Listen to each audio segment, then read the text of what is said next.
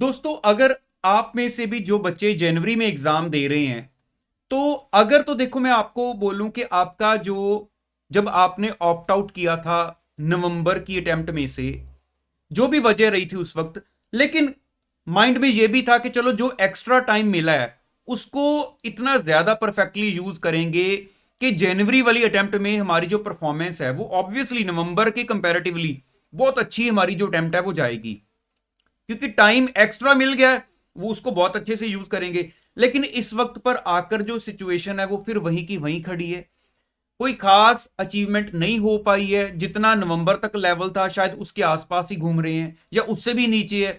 तो अगर कहीं ना कहीं माइंड में कुछ लग रहा है कि पता नहीं अब क्या होगा, जनवरी के एग्जाम्स में भी पता नहीं अब भी क्लियर हो पाएगा या नहीं हो पाएंगे, तो मैं आपको यह कहना चाहूंगा कि सिचुएशंस जो हैं, जो नॉर्मली नवंबर में एग्जाम होते हैं, तो जनवरी में जो सिचुएशंस हैं मैं आपको बताना चाहूंगा कि वहां पर क्या फर्क है। तो आपका जो डिसीजन है बहुत सोच समझ कर लेने वाला है। तो अगर आपके माइंड में कहीं पर भी है कि कंफ्यूजन तो है कि मैं अगर 4 पेपर दे रहा हूं या 8 दे रहा हूं तो क्वालिफाई कर पाऊंगा या नहीं कर पाऊंगा, तो मेरी बात को जरा ध्यान से सुनना। मैं आपको ना फटाफट हमारा जो स्टडी विंडो है मैं वहां पर ले जाकर ये चीज समझाता हूं।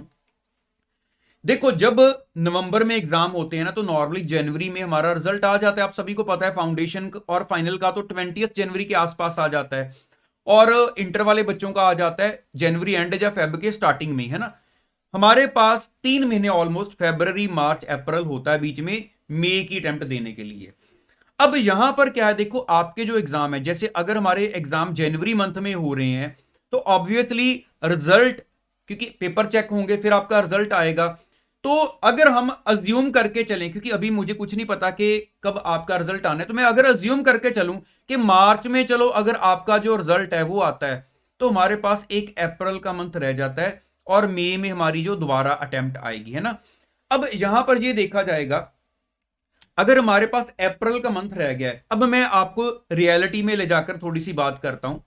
मान लो मेरे 4 पेपर हैं जो मैं जनवरी में देने वाला हूं, कुछ बच्चे शायद बहुत ग्रुप्स वाले भी होंगे। तो अगर मैं 4 पेपर प्रिपेयर कर रहा हूं, अब मेरी बात को जरा ध्यान से सुनना, और मेरा जो लेवल है चारों पेपर में वो ठीक ठाक सा है। मुझे लग रहा है कि मतलब एक होता है कि 50-50, कि चलो एक लेवल तक मैंने प्रिपेयर कर लिया, अब देखते हैं पेपर कैसे आते हैं ना। अपनी तरफ से तो मैं तैयार हूं।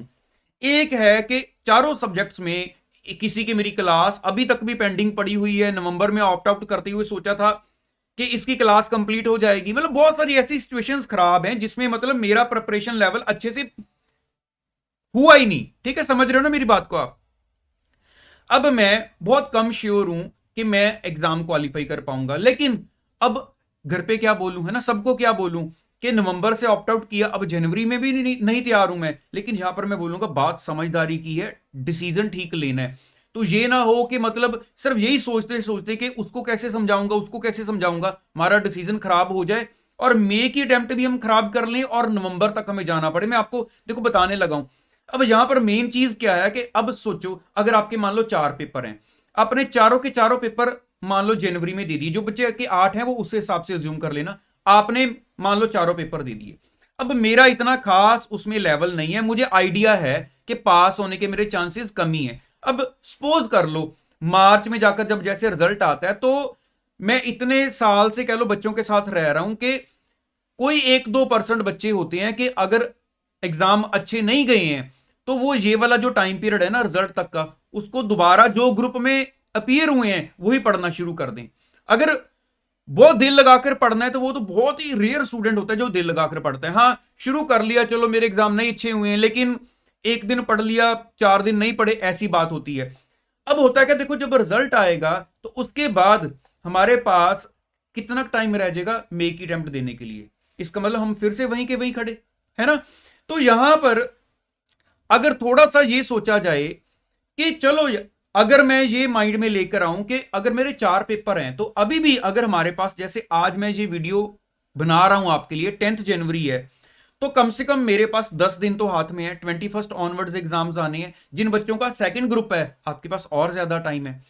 तो मैं अगर कोई एक या दो पर्टिकुलर पेपर, देखो मैं सबसे पहले आपको ये बोलना चाहूंगा कि ये जस्ट एक मैं आपको एक चीज बता रहा हूं कि हाँ ये ऐसी ऑप्शन है। अब यहां पर बिल्कुल भी माइंड में कोई कंफ्यूजन ना लेना। अगर आपको ठीक लगे तो आप ऐसा ट्राई करना, अगर आपको लगे नहीं हम अपने हिसाब से चलना चाहते हैं तो यहां पर बिल्कुल आपकी चॉइस है यार। देखो यहां पर बिल्कुल है ना, आप समझ सकते हो मेरी बात को।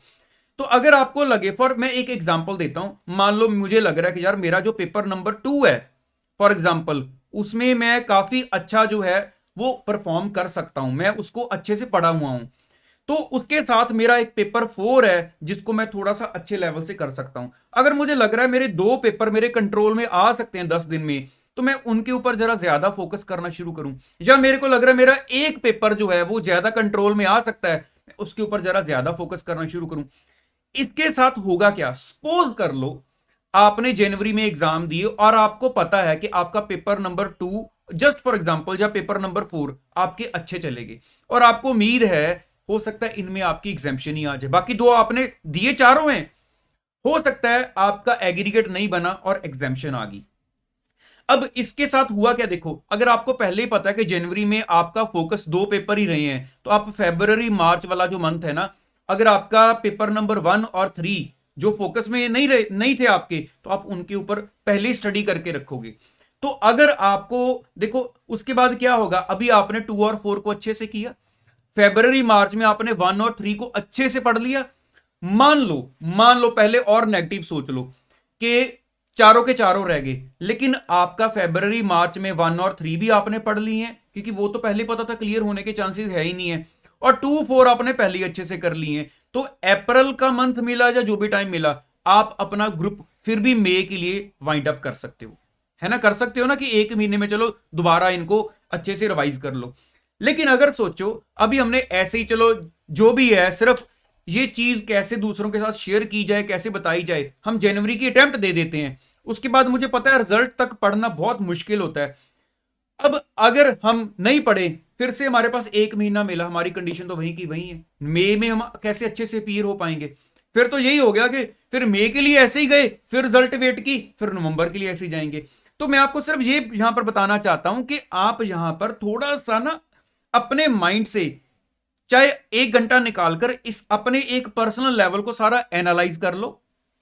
इसमें ये नहीं होता कि अंडर प्रेशर आ जाओ कि यार ये क्या उलझन पड़ गई या ये क्या हम सुन रहे हैं ना, अपने आप को थोड़ा एनालाइज कर लो, अपनी सिचुएशंस को प्रैक्टिकली सोचकर थोड़ा प्लान बनाकर आपको क्या ठीक लगता है कि आप हर सब्जेक्ट में एवरेज लेवल प्रिपेयर करना चाहते हो, अगर आपकी प्रिपरेशन लेवल वीक चल रहा है, या आप कुछ 1 2 पर्टिकुलर सब्जेक्ट के ऊपर फोकस करना चाहते हो, अगर आपको लग रहा है कि हाँ हो, अगर देखो अगर आपका 2 और 4 एग्जाम्प्ट हो गया तो आपके तो पेपर ही 2 रह जाएंगे, तो चारों के चारों रह जाएं, तो उससे बेटर नहीं है कि मेरे बैलेंस रह ही 2 जाए। अब यहां पर मैं ये बताऊं कि अगर जो बच्चे, देखो एक तो होता है कि मैंने फर्स्ट टाइम अटेम्प्ट देनी है, जब मैं एक आधी बार 2 बार पहले अपीयर हुआ हूं, तो अभी तो एज कम है, उनको तो इतना ज्यादा नहीं फर्क पड़ेगा। लेकिन जो बच्चे कितनी बार अटेम्प्ट दे चुके हैं, 8 10 बार मान लो, है ना, तो उसके बाद उनको तो मतलब हर किसी को बता बताकर टाइम लेना पड़ता है घर पे भी, चलो मुझे एक और अटेम्प्ट देने पड़ो, बहुत सारी प्रैक्टिकल सिचुएशंस है, मुझे पता है, मेरे साथ बात भी होती है बच्चों की। तो उनके लिए तो अगर मान लो जनवरी में जो एग्जाम देकर कुछ नहीं क्वालिफाई कर पाते, तो मई में दोबारा सबको बताकर बोलना कि मैं अब मई में भी देना चाहता हूं, तो ऑलमोस्ट इम्पॉसिबल वाली सिचुएशन को वो खींचकर बाहर लेकर आते हैं अगर वो दोबारा देना चाहें। तो अगर उनका 1 या 2 पेपर एग्जाम्प्ट हुए होते हैं अगर जनवरी में देकर, तो हर कोई बोलेगा कि चलो यार अब जो 2 1 पेपर रह गया उसको मई में देकर खत्म करो। तो ऐसे मतलब एक प्रैक्टिकल बात मैं आपके साथ कर रहा हूं, एक बार आप इस चीज को पूरा फोकस में लाकर देखना सुनना, क्योंकि मेरी आपसे मतलब यही है चीज मेनली, कि कहीं पर भी ये ना हो कि जस्ट चलो अब तो जो भी है एग्जाम भरे हुए हैं मुझे देने हैं, अब मैं यहां पर क्या सोचूं, मुझे चारों ही देने पड़ेंगे, मेरे को ये क्या बोलेगा वो क्या बोलेगा, ये ना सोचो, एक बार डीप लेवल पर जाकर इसको सोचो और फिर कंक्लूजन को निकालो। बाकी आपके माइंड में जो भी सिचुएशन आएगी, आप पूछना चाहते हो तो मेरे साथ नीचे कमेंट बॉक्स में शेयर करना, मैं आपको रिप्लाई करूंगा।